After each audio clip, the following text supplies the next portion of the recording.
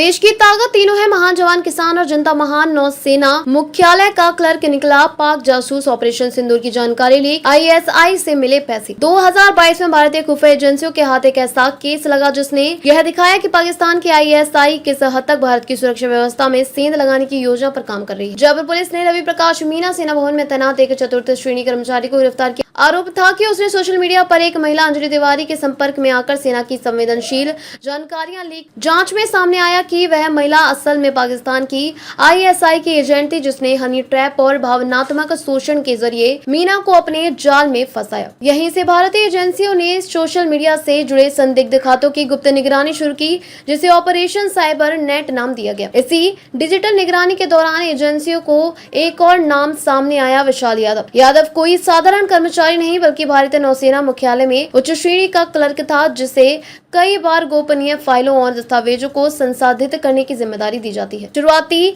शक को पुख्ता करने के लिए यादव की हर डिजिटल गतिविधियों जैसे फेसबुक, टेलीग्राम, व्हाट्सएप, ईमेल और बैंक ट्रांजैक्शन को महीनों तक ट्रैक किया गया। खुफिया रिपोर्ट्स के अनुसार यादव ने खुद को सोशल मीडिया पर सैन्य मामलों में जानकार और डिजिटल सिक्योरिटी एक्सपर्ट्स के रूप में प्रस्तुत किया। विदेशी नामों से जुड़ी कई महिला प्रोफाइल से उसकी दोस्ती थी, जिनमें से कम 2 प्रोफाइल की ट्रेसिंग पाकिस्तान हुई। बातचीत शुरू होते ही वे चैट, टेलीग्राम और सिग्नल जैसे एनक्रिप्टेड प्लेटफॉर्म पर शिफ्ट हुई। आईएसआई के संचालकों ने उसे टास्क ओरिएंटेड पेमेंट स्कीम पर लगाया। एक बार ऑपरेशन संबंधी जानकारी देने के बाद पैसे भेजे जाते थे। यादव के अकाउंट में पिछले 18 महीनों में 17 लाख से ज्यादा की रकम विभिन्न माध्यमों से भेजी गई। इनमें से कुछ भारतीय बैंकों के जरिए छोटे ट्रांजैक्शन तो कुछ क्रिप्टो करेंसी में बिटकॉइन ट्रांसफर के रूप में किए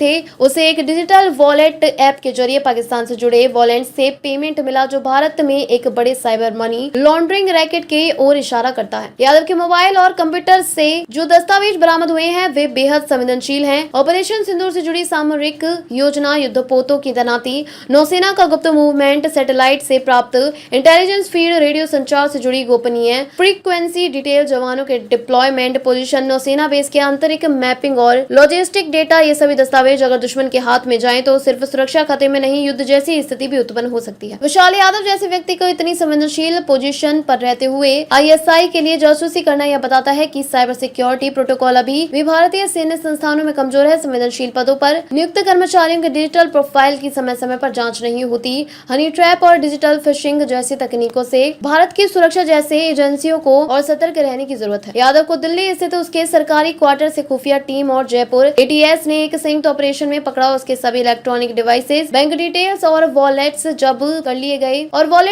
लिए गए। जयपुर लाकर अदालत में पेश किया गया, जहां से उसे 4 दिन की पुलिस हिरासत में भेजा गया। पूछताछ में कई और कर्मचारियों के नाम सामने आने की आशंका है जो आईएसआई के संपर्क में हो सकते। देश के लिए अगला कदम क्या है? सेना और रक्षा मंत्रालय को डिजिटल सुरक्षा जाँच के लिए एक विशेष टास्क फोर्स बनानी चाहिए। हर रक्षा कर्मचारी की साइबर व्यवस्था प्रोफाइलिंग जरूरी है। सोशल मीडिया प्रशिक्षण और चेतावनी कार्यक्रम सभी डिफेंस स्टाफ के लिए अनिवार्य हों। ऑपरेशन सिंधु जैसी योजनाओं की फिजिकल और डिजिटल सुरक्षा में कठोरता लाई जाए। यह केस सिर्फ एक क्लर्क की गद्दारी नहीं बल्कि एक ऐसे युद्ध की शुरुआत है जो अब बंदूक से नहीं, फेसबुक, टेलीग्राम और क्रिप्टो के जरिए लड़ा जा रहा है। भारत की अब जंग सिर्फ सीमाओं पर नहीं बल्कि डिजिटल डोमेन में भी लड़नी होगी, यहाँ जहाँ हर एक क्लिक, हर एक चैट देश की सुरक्षा को खतरे में डाल सकती है। देखिए changing future TV, like, share और सब्सक्राइब करना ना भूलें। देश, लोकतंत्र और भविष्य की सबसे बड़ी खबरों के लिए।